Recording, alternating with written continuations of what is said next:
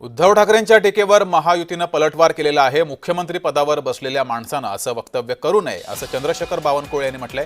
ठाकरे गटाचा हंबरडा मोर्चा सहानुभूती मिळवण्यासाठी होता असं शंभूराज देसाई यांनी म्हटले, तर ठाकरे गटावर निशाणा साधलाय।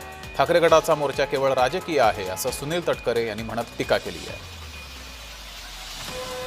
एक तर उद्धव ठाकरेजी 2.5 वर्ष मुख्यमंत्री होते, त्यांना हाही फरक कळत नाही। 31,000 कोटी रुपये सरकारने पॅकेज दिलाय, हे इन्शुरन्सचे पैसे नाही आहे।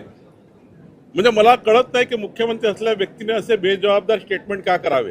राजकारण ठीक आहे, राजकारणाचे भाषणही ठीक आहे, पण मुख्यमंत्री असलेल्या व्यक्तीने बेजबाबदार बोलावं हे मला त्या ठिकाणी न पटणालायक, म्हणजे महाराष्ट्राला न कळण्यालायक आहे।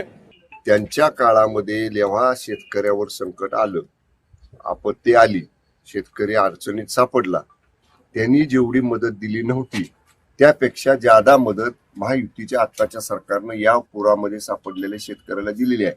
त्यामुळं आता त्यांनी हंबरडा मोर्चा काढू दे, आता आणखीन कसला मोर्चा काढू दे, लोक आता सुज्ञान आहेत। तुमच्या काळात काय मिळालं आणि आत्ताच्या काळात काय मिळालं हे लोक समोर डोळे उघडे ठेवून बघतायत। त्यांच्या मनामध्ये कधी कल्पना झाली नव्हती की इतक्या मोठ्या प्रमाणाचं पॅकेज महायुतीचं सरकार आहे। त्यांनी सतत मांडलेली भूमिका आणि देवेंद्रजी, अजितदादा आणि एकनाथरावनी सरकारच्या माध्यमातून जाहीर केलेलं पॅकेज हे त्यांच्या दृष्टिकोनातून इतकं मोठं आल्याच्यामुळे स्वाभाविकपणाने राजकीयदृष्ट्या जी भूमिका घ्यावी लागते ती आज महाविकास आघाडीचे नेते त्या ठिकाणी घेतात। यापेक्षा त्याच्यामध्ये अधिक काही नाही।